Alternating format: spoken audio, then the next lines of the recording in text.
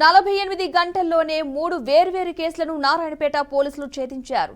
శాసనపల్లి రోడ్డులోని భారత్ గ్యాస్ గోదాంలో 25 సిలిండర్లు, ఒక టాటా ఏసీ వాహనాలు చోరీ చేసిన నిందితుడిని పట్టుకున్నారు.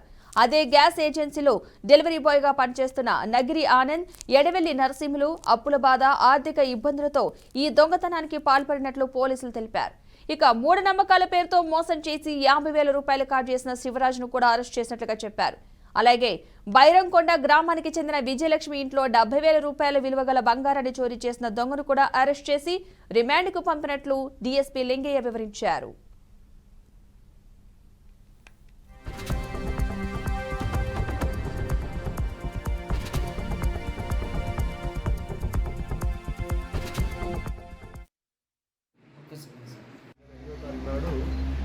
సతీష్ కుమార్ అని సింగార్ బేస్లో ఉండే భారత్ గ్యాస్ ఏజెన్సీ డీలర్ తన గోడౌన్లో షట్టర్ పలగొట్టేసి ఒక 25 సిలిండర్లు దొంగిలించాలని చెప్పేసి కాంప్లైంట్ మీద కేసు నమోదు చేసుకొని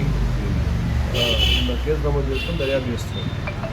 ఆ క్రమంలో ఈరోజు నారాయణపేటలో అంబేద్కర్ చౌరస్తాలో వెహికల్ చెక్ చేస్తుంటే అనుమానాస్పదంగా ఒక టాటా ఏసీని ఆపడం జరిగింది సిలిండర్తో పాటుగా.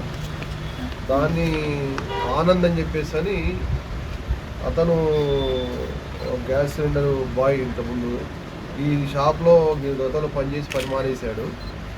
దాని తర్వాత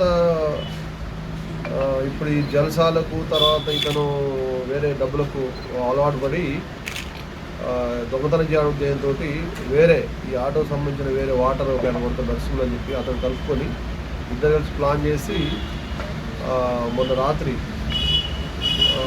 ఈ గ్యాస్ సిలిండర్లని దొంగిలించడం జరిగింది. వాటిని తిరిగి అమ్మే క్రమంలో అవి పట్టుకోవడం జరిగింది. వీటి వర్త్ రూపీస్ ఇప్పటివరకు గ్యాస్ సిలిండర్ ఈ వర్త్ రూపీస్ ఆల్మోస్ట్ 90,000 వరకు ఉంటుంది. వీటిని ఇతను సెక్యూరిటీ గార్డు బారంకుంట సుమారు ఉంటాడు. ఇతను ఏంటంటే ఈ శివరాజు వాళ్ళ ఫాదర్ ఒక 1 month క్రితం చనిపోయాడు.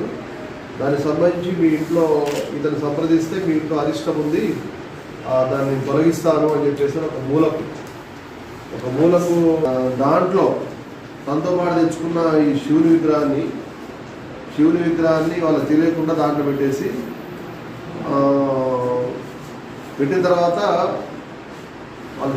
తర్వాత మీ ఇంట్లో ఈ శివుని విగ్రహం దొరికింది,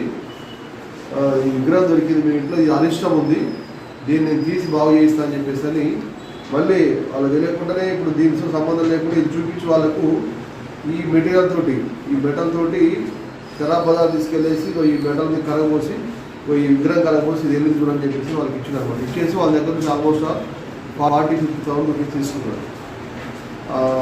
తర్వాత వాళ్ళు మోసపోయినాం మేమని చెప్పేసి గమనించి మాకు ఫిర్యాదు చేయడం జరిగింది. ఈ విధంగా మోసాలకు పాల్పడుతున్నాడు. నారాయణపేట ప్రజలకు కానీ పట్టణ ప్రజలకు అంతా తెలియదు ఏంటంటే మండే వెంకటేష్ రాజాపురం గ్రామానికి చెందిన మండే వెంకటేష్ అనే వ్యక్తి మేము సస్పెన్స్